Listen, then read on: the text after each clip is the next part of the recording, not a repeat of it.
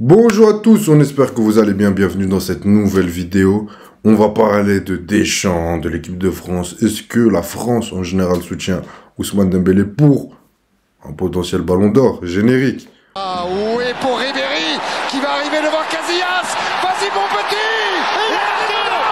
Il est dedans. Le premier but de Ribéry. Bon, on va parler très rapidement. D'abord, on va parler des déclats des joueurs de l'équipe de France, le boom médiatique que ça a créé. Et ensuite, la réponse qu'ont donné Ibrahima Konaté, Didier Deschamps. Est-ce que c'est Kylian Mobutu Mbappé qui est au-dessus de tout ça? Malik, si tu me le permets, je vais faire une rapide remise remise en mémoire de ce qui s'est passé un peu sur les trois derniers jours, et je donnerai rapidement mon avis. Donc voilà, il y a Ryan Cherki et Manu Koné qui se sont pointés en conférence de presse. Ryan Cherki, première sélection qui devait se présenter à la presse française, et Manu Koné, celui qui a été choisi. On ne sait pas pourquoi spécialement, mais voilà. Et bien sûr, la question de qui va être le Ballon d'Or, une question qui fascine tellement les journalistes, nos confrères, vu le bruit que ça fait. Demain, si on veut faire une vidéo, on veut être sûr qu'elle fasse des vues. On fait une vidéo sur le Ballon d'Or, comme ce qu'on fait aujourd'hui un peu. Non, aujourd'hui, c'est vraiment pour répondre à une actu, à un sujet réel. Mais donc voilà, c'était quelque chose d'assez attendu. T'as Ryan Cherki qui dit ouais, Ousmane Dembélé le mérite, Mbappé le mérite, Manu Koné, comme par hasard, qui répond la même chose. Et le lendemain, alors que Kylian Mbappé devait se pointer en conférence de presse, Ibrahima, qui est capitaine quand même, puisque le mec demande un brassard, ça crée un problème avec Griezmann, mais ne vient pas en conférence de presse. Mais bon, selon Malik, c'est un très bon capitaine.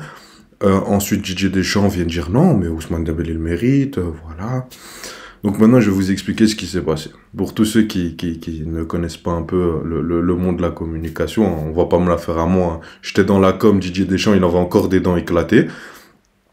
Donc là, pour vous expliquer, les joueurs, ils n'ont pas des consignes données par un coach ou par un joueur ou par leur capitaine. Non, il y a un responsable de la communication dans chaque club, dans chaque fédération.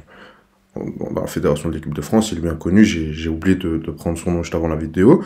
Il était même apparu notamment dans le documentaire que l'équipe avait réalisé sur Kylian Mbappé pour parler de son aisance en termes de communication. Donc, du coup, on a un responsable de presse qui va traiter les différentes questions que pourraient poser les journalistes en fonction de l'actualité, en fonction du joueur spécifiquement. Et donc, bien sûr, c'est un sujet qu'on savait qui allait être abordé. Donc, moi, quand je vois Ryan Cherki et Manu Koné arriver tous les deux en ayant la même réponse dite aujourd'hui, yaourt nature, je ne suis pas choqué et je sais d'où elle vient. C'est que tu as bien un responsable de la communication pour pas déranger une certaine personne. On vient te dire, non, les gars, hein, ok, Ousmane Dembélé mérite son ballon d'or, mais il faut parler de lui aussi. On commence pas à prendre parti. Ça, on donnera notre avis plus spécifiquement sur ça après.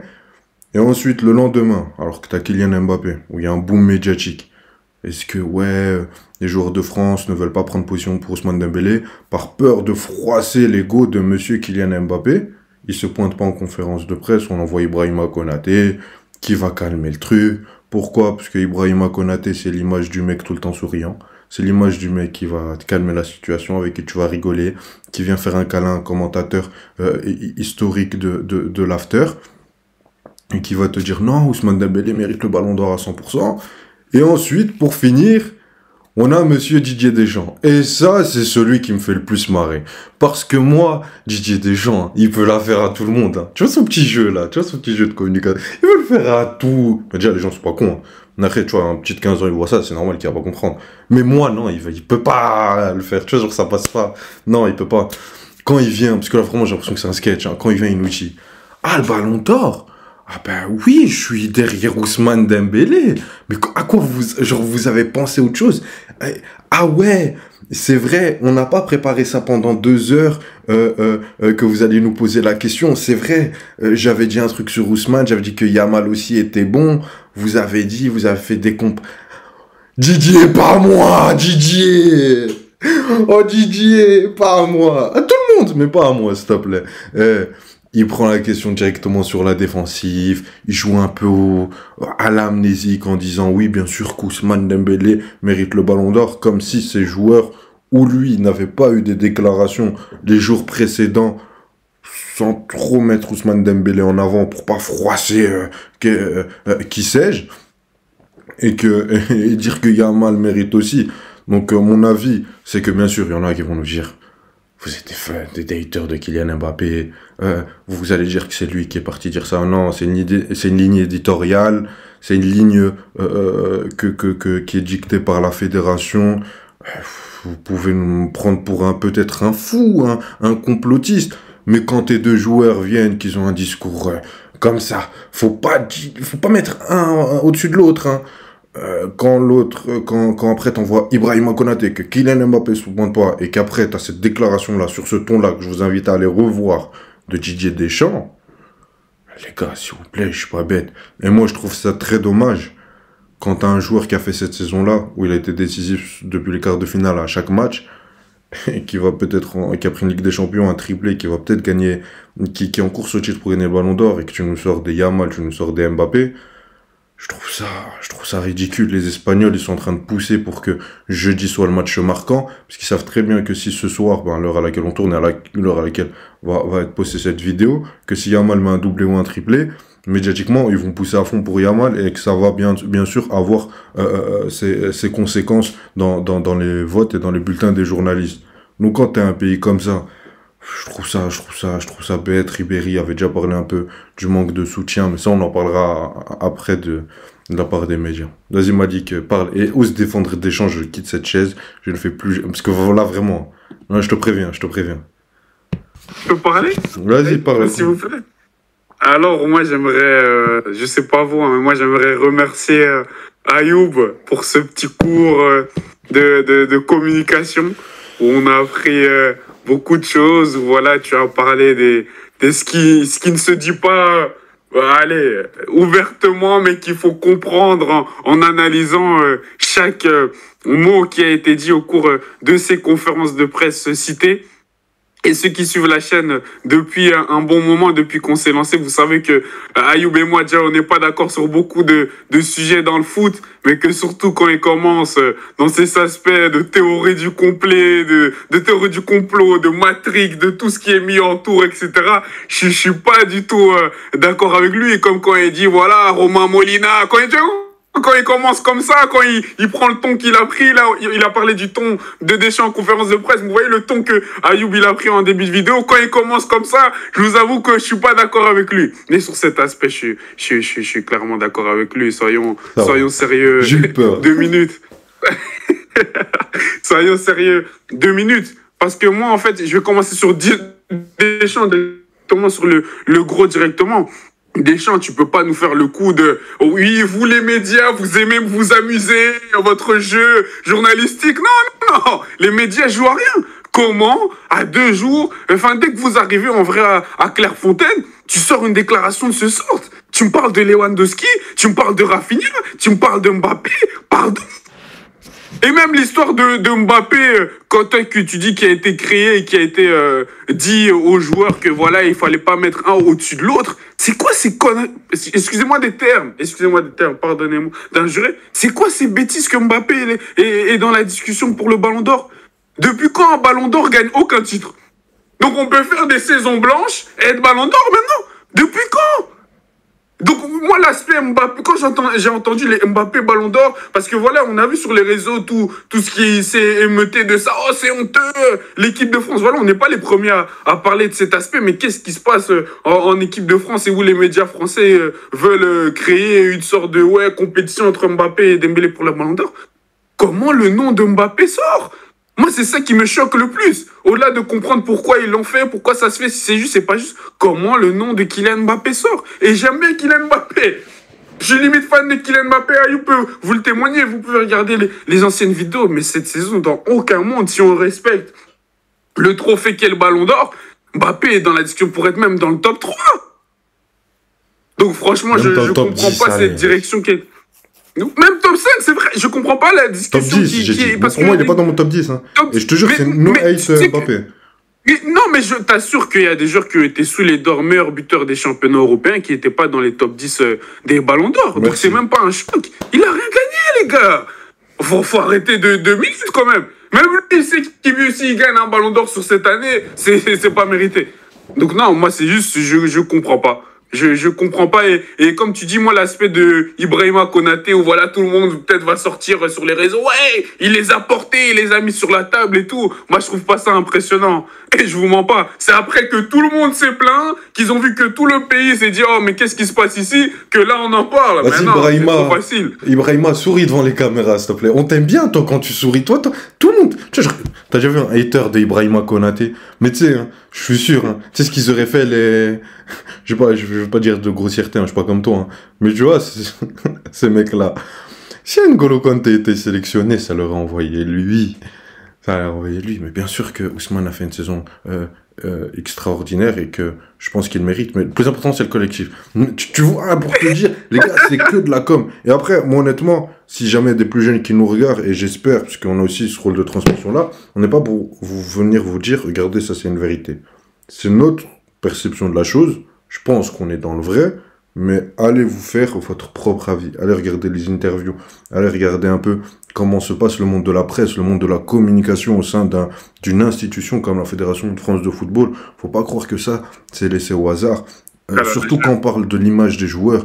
Un joueur, seulement un joueur, par exemple, qui peut vous sembler allez, banal, qui joue peut-être en Ligue 1 ou en Première Ligue, qui n'est pas forcément une superstar, qui n'est pas dans les listes du Ballon d'Or, qui n'a pas qui n'est pas dans les top 30 des joueurs les plus suivis, ben juste lui, il a, ou n'importe quel joueur, il a une agence de communication, ses posts Insta sont étudiés, ses sorties médiatiques, ses interviews, on va prendre les questions, on va voir ce qu'il va dire. Donc juste un joueur comme ça, la communication autour est énormément contrôlée. Bien sûr, on peut me citer des exemples à part, il y en a toujours, mais je parle de la majorité des footballeurs, ok ?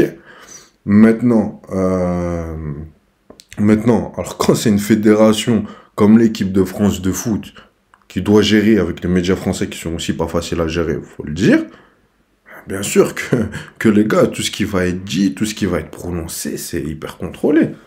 C'est totalement logique. Maintenant, moi, je trouve ça vraiment honteux. Juste pour terminer rapidement sur ça, parce que, imagine, je sais pas, la saison prochaine, là, Nico Williams, il signe, je dis une bêtise, Manchester City. City fait le triplé. Arsenal. Arsenal fait le triplé. On va dire City, c'est plus cohérent. Non, je rigole. Peu importe. Son équipe fait le triplé. Il te met tes buts. Il est incroyable. Ça a été peut-être le meilleur joueur du monde. En tout cas, le joueur espagnol qui est le plus enclin à être ballon d'or. Yamal fait un début de saison chaotique. Après, il se relève. Il met beaucoup de buts. Mais dans le jeu, c'est pas ça. Vous imaginez, en Espagne, Yamal, on interview Pedri, Rodri, peu importe, Mingueza, j'en ai rien à faire. Et on vient, il dit, ouais, mais Yamal aussi mérite, les deux sont des superbes joueurs. Mais quelle hypocrisie. Surtout quand on prend les exemples historiques, moi j'ai trouvé, je sais pas, très classe. Messi et Neymar, comment ils poussent un peu plus Suarez en 2016. Notamment quand Neymar voulait partir. Et que Messi lui dit, viens, nous on va jouer pour toi, tu vas gagner ton ballon d'or. Et là on parle du meilleur joueur de tous les temps. Donc cet exemple, moi je le trouve triste. Quand je vois comment dans les autres pays, ça propagande leurs joueurs, leurs éléments pour gagner un ballon d'or, là tu sors des déclats comme ça. Maintenant Malik voulait parler de la partie média. Donc je te lance sur ça Malik. Qui se pose la question, est-ce que les médias soutiennent assez Ousmane Dembélé? Médias français. Ils le font, mais j'ai l'impression qu'ils le font à contre-cœur et c'est à demi-mesure et qu'ils pourraient clairement plus le pousser. On est peut-être dur dans ce qu'on dit, c'est peut-être dur ce que je dis, c'est peut-être abusé, on est peut-être justement trop complotiste pour certains. Mais moi, je vais reprendre l'exemple que tu as mentionné à un moment dans la vidéo, parce que moi, ça m'a fait penser à ça direct. Franck Ribéry, en 2013, non, c'est pas en 2013 du coup, les années après, justement, le fait qu'il ait pas gagné le Ballon d'Or, il a dit clairement, les médias français ne m'ont pas poussé. Les médias français étaient partagés. il avait bien donné les exemples. Tu crois qu'en Argentine, je sais pas faire sa voix ni son accent, tu crois vraiment qu'en Argentine, on parlait de Ribéry ou Ronaldo? Non. Tu crois vraiment qu'au Portugal, on parlait de Messi ou Ronaldo? Non. De Messi ou Ribéry? Non. En France, on te dit, Ribéry, est-ce qu'il méritait vraiment? On va te mentionner Messi, on va te mentionner Ronaldo, mais pourquoi vous élevez pas vos joueurs de vos pays comme ça? Vous aimez bien être fiers de votre pays et fiers qu'on représente les couleurs de la France, et vous êtes très fiers de votre pays. C'est logique, parce que nous, on n'est pas français, tu vois, donc c'est pour ça que je parle en France. Mais comment quand un de vos joueurs est proche de pouvoir gagner votre trophée, vite, on parle du Ballon d'Or de France Football quand même, hein? Du Ballon d'Or France Football. Pourquoi vous le faites pas? Parce que peut-être il y en a qui vont dire Benzema, oui, mais Benzema, il était tellement au-dessus de tous les autres en termes de compétition que c'était pas serré, qu'il n'y avait pas le choix. Mais là, où c'est plus discuté, même si ça ne doit pas être autant discuté pour moi, c'est là Benzema, attends. Benzema, il y a un bon exemple. La saison 2021, il fait top 4. Il est quatrième. Il y a Jorginho devant lui. Peut-être toi, tu es d'accord pour ça. Moi, personnellement, non. Mais même cette saison-là, Benzema sortait d'une saison incroyable. Ce qu'il t'avait fait en Ligue des Nations, ce qu'il t'avait fait à l'Euro pour l'équipe de France, et malgré ça, j'ai pas vu la même chose que, ne serait-ce que les supporters du Barça pour Lewandowski. Après, il y avait aussi Messi, donc il y avait un partage, parce que Messi reste au-dessus de tout là-bas. Ah non, il était encore au Bayern. Mais quand je voyais même la presse allemande, comment ils vont te pousser Lewandowski, la presse espagnole, comment ils vont te pousser Messi, puisque c'est un joueur du Barça. Je vois jamais ça avec Karim Benzema, je te laisse terminer. C'est un exemple de plus. Heureusement, comme tu as dit. Et c'est hyper dommage, et c'est limite pas compréhensible en fait. Pourquoi c'est pas vos joueurs? Pourquoi vous ne posez pas le joueur qui a ramené une Ligue des Champions en France depuis 1993, qui a été le meilleur joueur de la saison en Ligue des Champions, qui a été exceptionnel en Ligue 1, montez votre championnat, limite vous voulez descendre, oh c'est que la Ligue 1, c'était contre le Havre, oh c'est votre championnat les gars, montez-le, parlez comme si c'est le meilleur championnat au monde. Le PSG ils ont tapé toutes les équipes de première ligue, oh on a entendu bien plus de... Quand faut élever certaines choses des médias français footballistiques, on les voit les faire sans souci. Mais pourquoi, quand c'est dans des situations comme ça, on a l'impression que c'est plus modéré, c'est plus tempéré. On veut aussi écrire sur Yamal, on veut aussi écrire sur Rafinha, on veut écrire sur tout le monde. Après, sur Yamal, la vérité, puisque là, j'ai regardé les articles qui sont sortis cette semaine, un peu dans le microcosme des médias français. Et ça parle que de Yamal ou Dembélé, Yamal ou Dembélé, Yamal ou Dembélé. Mais là, t'es en train de relancer une pièce pour Yamal. Alors que le mec, je suis désolé, mais si on parle de sportivement, Rafinha est devant pour gagner le Ballon d'Or. Si on prend tous les critères du Ballon d'Or. Après, chacun peut avoir une sensibilité différente. Mais normalement, au vu du fait que Dembélé ait remporté sa Ligue des Champions, quand on regarde l'histoire de la Ligue des Champions et des mecs qui l'ont reçu, normalement, si tu suis cette... Bon, bien sûr, il y a 2-3 exceptions, mais c'est censé être Ousmane Dembélé. Maintenant, toi, tu parles de la presse française. La presse française, maintenant, qu'est-ce qui leur intéresse? Par exemple, tu prends un journal comme L'Équipe, je donne un exemple. Ils savent que quand ils vont mettre Yamal versus Dembélé, ils seront peut-être à 6 millions de visites sur leur site et 300 000 journaux achetés. Contrairement à 1,2 million de moyenne et 50 000. Mais tous les jours, ils vont préférer parler de Yamal et Dembélé. Maintenant, tu sais, il y a quelqu'un qui disait, c'était dans un débat politique, je veux pas rentrer là-dedans, mais on suit juste ce que je veux dire jusqu'à la fin. Il disait que la France était une bonne mère, mais qui fait la différence entre ses enfants. Je sais pas si c'est vrai pour la France, et je veux pas rentrer là-dedans, mais c'est vrai pour la presse française. Parce que si Kylian Mbappé avait fait cette saison-là, tu penses vraiment qu'il y aurait eu des débats? Tu penses vraiment qu'on serait venu, que ton coach, tes joueurs, tes coéquipiers seraient venus en conférence de presse dire « Ouais, mais il y a Dembélé aussi. » Dembélé quoi? Ouais, parce qu'il a fini Pichichi. Mais il a rien donné, ton Dembélé. Vas-y, dégage. Ça aurait été ça ou pas? Et pourquoi avec Dembélé on fait autrement? Je trouve très déplorable. Pas parce que je suis supporter parisien et que j'ai envie que Dembélé gagne le Ballon d'Or. Honnêtement, s'il le gagne, je serais content. Si Rafinha le gagne, c'est mérité aussi.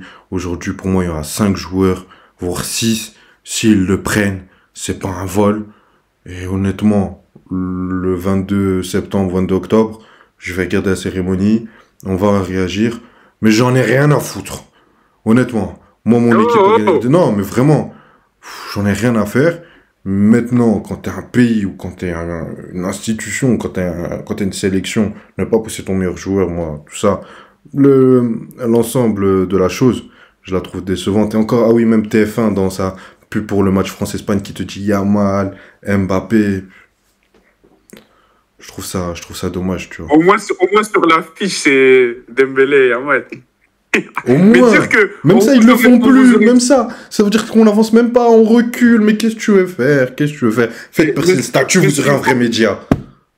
Mais ce qui est fort pour finir sur une note positive, voyons, parce qu'on est déjà en positif ici sur le statut, c'est que si on m'avait dit, si on avait dit à Ayoub, si on avait dit à beaucoup de fans, même les plus grands fans du PSG, que justement sur cette tête d'affiche dans un possible demi-finale de Ligue des Nations, voilà, c'est pas la Coupe du Monde, on va pas rendre la Ligue des Nations ce que ce n'est pas, mais que on mettra le meilleur joueur français et le meilleur joueur espagnol et le meilleur joueur français qu'on mettra, ce serait Dembélé, oh, j'aurais pas cru à ça.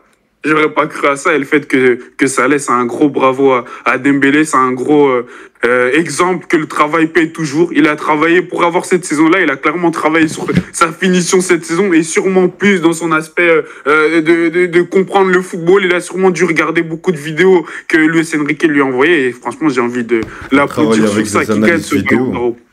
Il a travaillé avec des analyses vidéo. Mais après, le problème c'est que s'il le gagne pas, tu sais, t'as donné l'exemple de Karim Benzema.